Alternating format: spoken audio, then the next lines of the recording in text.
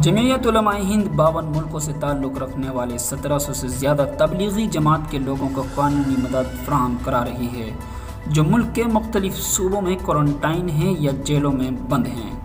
کل ایک انگریزی اخبار کو انٹرویو دیتے ہوئے جمعیت علماء ہند کے صدر محترم مولانا سید ارشد مدنی نے کہا کہ ان کی تنظیم تمام غیر ملکی تبلیغی جماعتیوں کی قانونی مدد کرے گی جو فی الحال جیلوں میں قید ہیں۔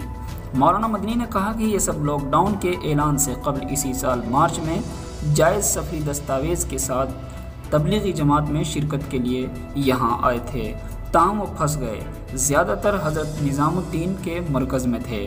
واضح رہے کہ غیر ملکیوں کی اکثریت انڈونیشیا سے ہے جو کہ 750 ہیں۔ اس کے علاوہ بنگلہ دیش 190، ملائیشیا 170، کرغزستان 125 اور تھائی لینڈ کے 115 ہیں۔ اس کے علاوہ مالدیپ، فلسطین، سوڈان، مراکش، قازقستان، زامبیا، چین، ٹوباگو، برطانیہ، ایران، فرانس، سیام اور افغانستان وغیرہ کے شہری بھی قید یا بند ہیں۔ جمعیت علماء ہند کے عہدیداروں نے ان ممالک کے سفارت خانوں سے بات کی ہے اور انہیں خطوط لکھ کر اپنے شہریوں کی رہائی کے لیے تعاون کی درخواست کی ہے۔ مولانا مدنی کے مطابق تمام 52 ممالک کے سفارت خانوں نے ضرورت پڑنے پر تمام قانونی دستاویزات فراہم کرنے کی یقین دہانی کرائی ہے۔ انہوں نے جمعیت علماء ہند کو اپنے شہریوں کی مدد کرنے کی بھی تعریف کی ہے۔